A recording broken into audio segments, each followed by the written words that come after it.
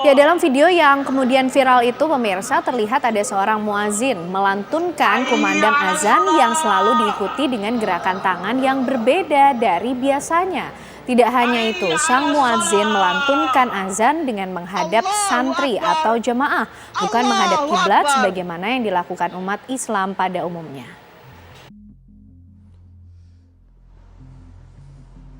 Sejumlah aliran sesat ditemukan di beberapa daerah di Indonesia. Di Desa Matirowali, Kabupaten Bone, Sulawesi Selatan, sebanyak 40 warga dikabarkan menjadi pengikut aliran Puang Nene yang diduga sebagai aliran sesat. Aliran yang diduga dibawa seorang warga asal Kabupaten Sopeng yang disebut sebagai nabi sejak tahun 2020 itu mengajarkan pengikutnya untuk tidak menjalankan sholat 5 waktu dan sholat Jumat.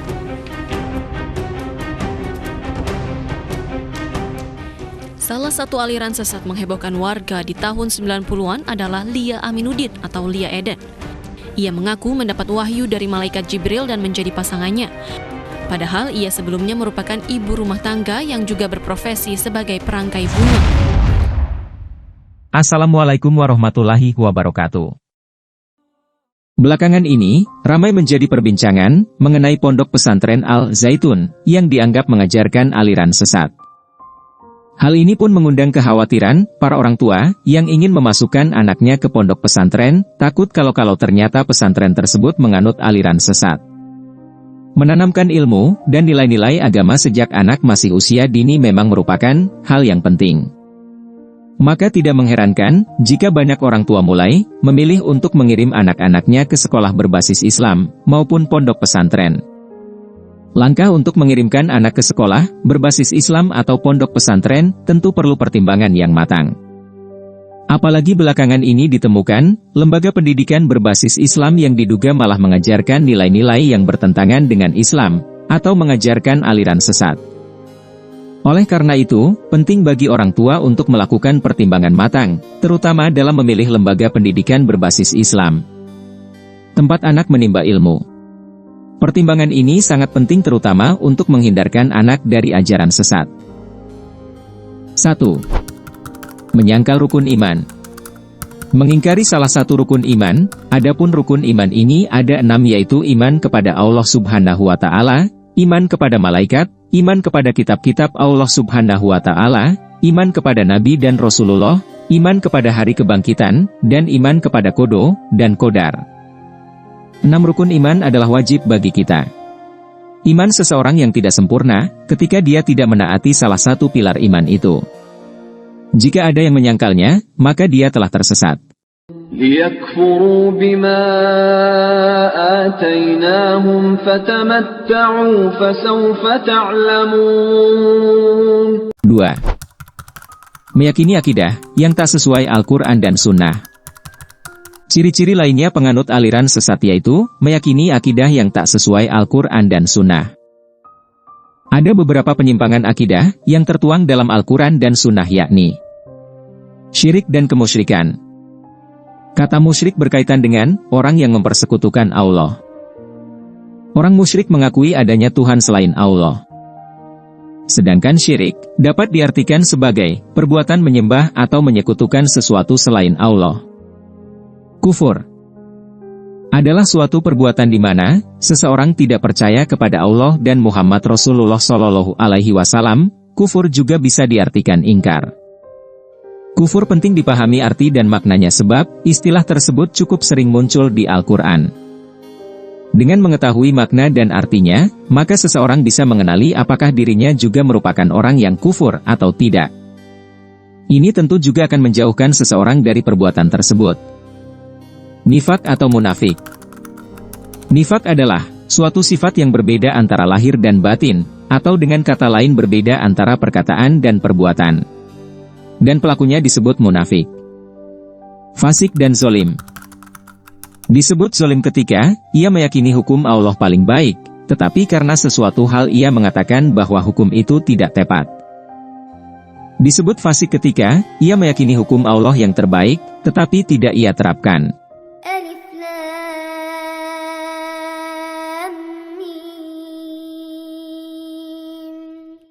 ذلك الكتاب لا ريب فيه هدى للمتقين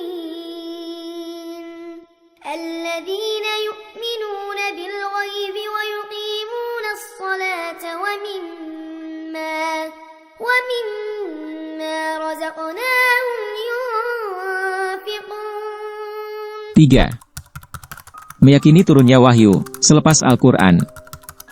Ciri-ciri berikutnya penganut aliran sesat yaitu meyakini turunnya wahyu selepas Al-Quran. Jelas ini sesat.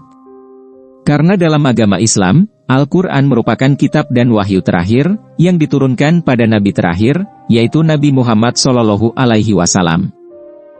Akan tetapi, mereka yang memiliki indikasi tersesat meyakini bahwa adanya wahyu yang turun setelah adanya Al-Quran. Secara tak langsung, mereka meyakini adanya Nabi setelah Nabi Muhammad SAW yang akan diutus Allah Subhanahu wa Ta'ala ke muka bumi. Padahal, kita semua tahu bahwa kitab Al-Quran yang telah diwahyukan kepada Nabi Muhammad Rasulullah SAW telah menyempurnakan agama ini yaitu Islam. 4. Mengingkari kebenaran isi Al-Quran. Perniagaan adalah bisnis. Setiap bisnis pasti mengalami kerugian, tetapi tilawah Al-Quran adalah bisnis hakiki yang tak akan rugi. Karena kita jual amal kebaikan kita kepada Allah, dan Allah beli setiap huruf dengan 10 kebaikan, kebaikan dunia kita, dan kebaikan akhirat kita. Kebaikan dunia bisa berupa karir baik kita, kesehatan, rezeki, ilmu, kebaikan akhlak, anak yang syolih, istri atau suami yang syolih, dan banyak lagi.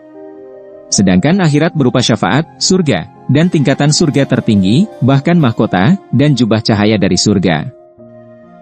Adapun orang-orang yang mengingkari kebenaran isi Al-Quran, juga salah satu dari ciri penganut aliran sesat. Ini adalah jalan yang hanya akan membawa mereka ke jalan kesengsaraan. Inna nahnu nazzalna adh-dhikra wa inna lahu lahafizun. 5. Menafsirkan Al-Quran tidak sesuai kaidah-kaidah. Kaidah tafsir merupakan aturan-aturan yang dijadikan sebagai dasar penafsiran Al-Quran. Tujuan adanya kaidah tafsir ini guna menjaga kebenaran Al-Quran dari penafsiran-penafsiran yang keliru. Adapun beberapa kaidah tafsir yang harus dipahami sebelum melakukan penafsiran Al-Quran yakni kaidah Quraniyah. Kaidah Quraniyah adalah penafsiran Al-Quran yang diambil oleh ulumul Quran dari Al-Quran.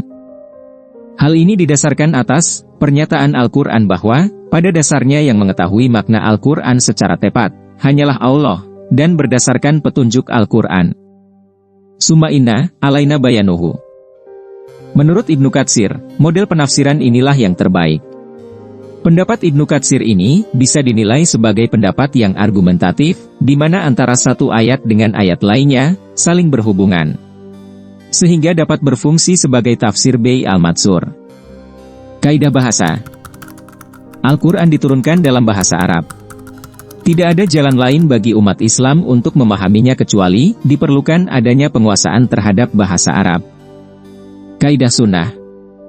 Nabi Muhammad SAW sebagai Rasul yang datang untuk menjelaskan ayat-ayat yang diturunkan Allah. Dengan demikian, maka Rasul merupakan sumber penjelas tentang makna-makna Al-Quran. Beliau tidak menafsirkan menurut akal fikiran, tetapi menurut wahyu ilahi. Kaidah ilmu pengetahuan. Seorang mufasir mesti memiliki ilmu pengetahuan lainnya, seperti ilmu sosial, kedokteran, dan lain sebagainya. Hal ini didasarkan pada prinsip Al-Quran untuk diturunkan sebagai rahmatan lil alamin. Dengan demikian, maka Al-Quran akan senantiasa sesuai dengan zaman dan tempat. Dan kaidah usul. Dalam penafsiran, ada kalanya menggunakan kaidah usul fikih untuk menemukan penafsiran yang tepat. Adapun beberapa kaidah usul fikih adalah kaidah yang berkaitan dengan al-amar wa al-nahi. Al-amar adalah tuntutan untuk melaksanakan sesuatu pekerjaan dari pihak yang lebih tinggi derajatnya kepada pihak yang lebih rendah.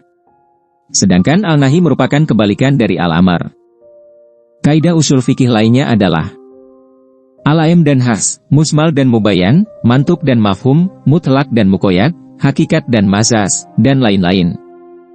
Jika beberapa kaidah ini tidak digunakan, maka ia sesat dalam menafsirkan Al-Quran. ولا تلبسوا الحق بالباطل وتكتموا الحق وأنتم تعلمون. Dan janganlah kamu campur adukan kebenaran dengan kebatilan, dan janganlah kamu sembunyikan kebenaran, sedangkan kamu mengetahuinya. Begitu jelasnya kriteria ini, namun masih saja ada orang yang berusaha memanfaatkan kebodohan masyarakat dengan mengaburkannya dan mengganti kriteria ini dengan kriteria yang justru malah sesat. Misalnya ada yang mengatakan kepada masyarakat bahwa kriteria faham dan aliran sesat atau faham, atau aliran yang menyimpang dari faham keagamaan yang ada di masyarakat. Kelangkaan ulama panutan dan berwibawa yang benar-benar ahli agama, pengamal agama, dan pembela agama, merupakan faktor lain menyebabkan pikiran orang yang lemah iman menjadi liar. Kebodohan terhadap ajaran Islam adalah faktor dominan membuat orang bisa masuk dan mengikuti aliran sesat. Dari sisi lain, faktor ekonomi juga telah berhasil membuat orang berpindah agama, apalagi sekedar mengikuti paham yang menyimpang. Itulah beberapa indikasi aliran sesat yang perlu kita ketahui, agar kita semua untuk bisa lebih berhati-hati dalam memilih pendidikan agama atau pondok pesantren untuk masa depan anak-anak tersayang kita. Jangan lupa klik tombol subscribe-nya, like, komen dan nyalakan lonceng agar channel ini bisa lebih semangat berbagi informasi seputar Islam. Terima kasih sudah menonton, semoga bermanfaat. Wassalamualaikum warahmatullahi wabarakatuh.